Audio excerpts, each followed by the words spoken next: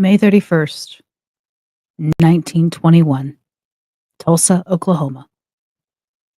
For 18 hours, white Americans with machine guns, torches, and private airplanes turned the richest black neighborhood in the country into a war zone. They shot people in the street, burned 1,256 homes, dropped firebombs from the sky, murdered up to 300 men, women, and children, and even that's not even a certain number. And then they erased it from history for 80 years. This is not a riot. This is the Tulsa Race Massacre, and it is the single darkest day in American history that almost no one was taught. Welcome to Red True Crime. Put the kids to bed because this one is going to hurt.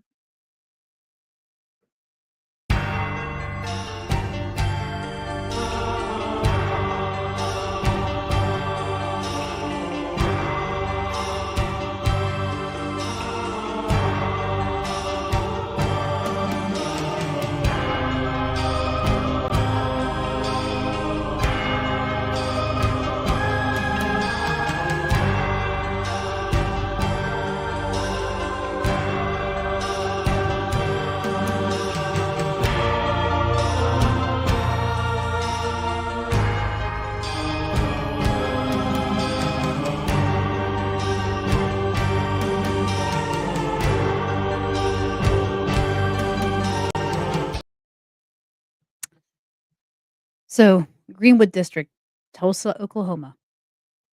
So, Red Army, if you are new here, hit that subscribe button right now. Because today we're going to do a deep dive into the day America bombed its own citizens because a black teenager may have stepped on a white girl's foot. So, Greenwood District, Tulsa, Oklahoma. 35 square blocks, 10,000 black residents.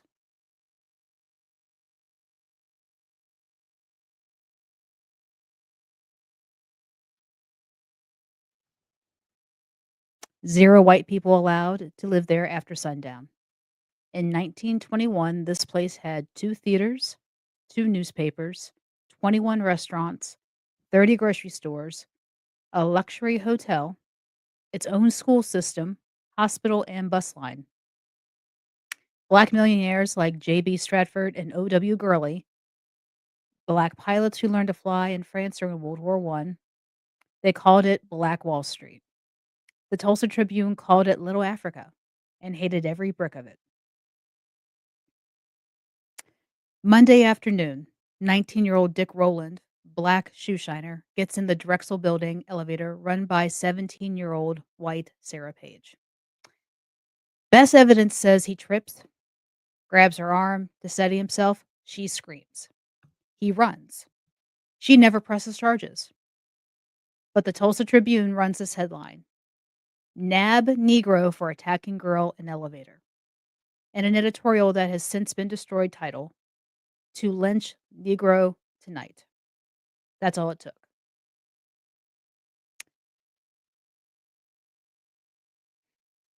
By 7 p.m., a white lynch mob, estimates 2,000 strong, surrounds the courthouse.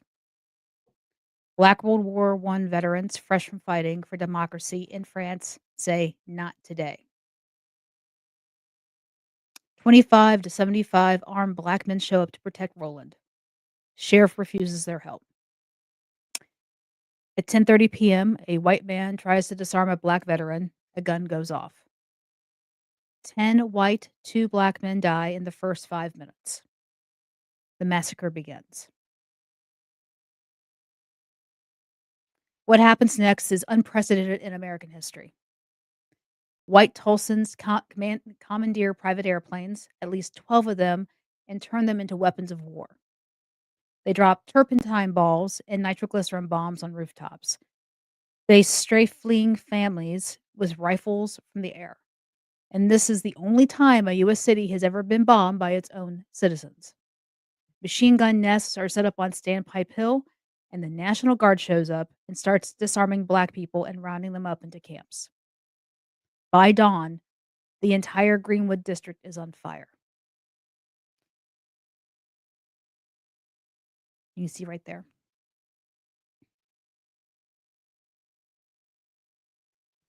Official 1921 count, 36 dead. Real number, according to the 2001 Oklahoma Commission, 150 to 300, mostly black. Bodies loaded into trucks, dumped into the Arkansas River, buried in mass graves. In 2020, they started digging at Oak Lawn Cemetery and found them. Coffins stacked like cordwood, bullet-riddled skulls. They're still digging. Historical photos, black families behind barbed wire, white guards. These are all things that were seen. 6,000 black survivors marched at gunpoint to protective custody. Now, I have seen some documentaries on this. Some say they were being arrested, they were being locked away, and there were some that said, "Thank God they showed up because they probably would be dead otherwise." So, everybody has their own opinion on that. Oh gosh. So the mass destruction that happened here, let me give you an idea of what we're talking about. Boom. That was once the Greenwood district right there. So the 6,000 black survivors were marched at gunpoint to protective custody. They were held up to 8 days. Needed a white person to vouch for them to be released. Basically, re enslavement papers. Insurance companies deny every claim, act of God, riot clause, these kind of things. City passes ordinance banning black people from rebuilding on their own land. Grand jury blames the black community. And then the biggest crime, they erased it. Newspapers destroyed the plates. History books skipped it. And the survivors were threatened. Talk and we'll kill you. For 75 years, most of America had no idea this ever happened, myself included. I had no idea. And I am a student of history. I did not know about this. So I decided to do this story because this lovely lady here, one of the survivors, Mother Viola Fletcher, passed away 2 days ago at the age of 111. She was a child when this happened, and she has had to live with the scars and the nightmares of witnessing her home destroyed, her family and friends gunned down, and she's never stopped fighting for people to take, to admit they were wrong about this whole thing, to take responsibility for what happened. In the words of Viola Fletcher, I still see black men being shot, black bodies lying in the street. I still smell smoke and see fire. I still see black businesses being bombed from the air. I have lived through the massacre every day. Our country may forget this history, but I cannot. She was 7 years old, and she is still waiting for justice. So let me say this. Against all odds, Greenwood rose again. Smaller, poorer, but proud. In 2001, Oklahoma finally admits it was a massacre. 2020, the mass graves are located. 2021, Greenwood Rising Museum opens. In 2024, the last three survivors are still alive and still fighting in court for reparations.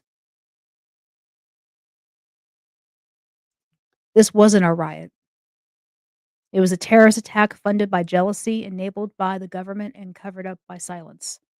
300 people murdered, 10,000 made homeless, an entire generation of black wealth erased in one night.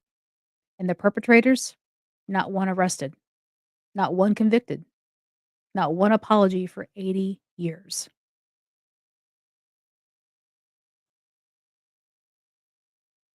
And what's sad is the three people who were fighting for these reparations, for justice, for Greenwood District, for Tulsa, two of them are gone and only one is left.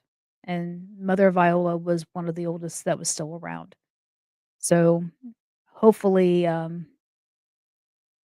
Leslie Leslie Benningfield Randall, as this lovely lady right here. Hopefully, she's able to see the end of this and get the justice for the people, for the families that were affected by this. But I will say this wasn't a riot. It was a terrorist attack funded by jealousy, enabled by the government, and covered up by silence. 300 people murdered again, 10,000 made homeless. Think of those numbers. Just imagine. Imagine you have all this. You have stores, you have schools, you have all this in your community, and in one night it becomes that. Imagine the destruction in one night. Just imagine. So if you leave this video with one thing, let it be this. The Tulsa Race Massacre is not ancient history. It's a warning. Because when they can bomb Black Wall Street and get away with it, they can do it again. Remember Greenwood. Never again. So I will say this. The research I've done on this, the commission that was put together in 2001, that included lawyers, ethical lawyers, historians, even some relatives of people who descendants of people who who died in this. And every single one of them told the state of Oklahoma that reparations was valid and that probably should be paid off to these people. But yet the Supreme Court of Oklahoma in 2024 denied. They said, "No, we're not gonna do that." And I don't understand that because these people didn't do anything. You came in, you destroyed all their property, you killed people, you took everything away, and not one person was held accountable for this? Make that make sense. This is a scar on American history. What's even worse is that they tried to forget about it, tried not to even talk about it, didn't even teach about it. And that is a travesty because how else do we learn from our mistakes if we don't talk about it? So drop a comment. Should Tulsa pay reparations? I think so. That's my opinion. And like this should be taught in every school. Subscribe and hit that bell. Next week, we're covering another buried atrocity. But this is Red True Crime. Stay angry, stay loud, and we're out. Bye, everyone.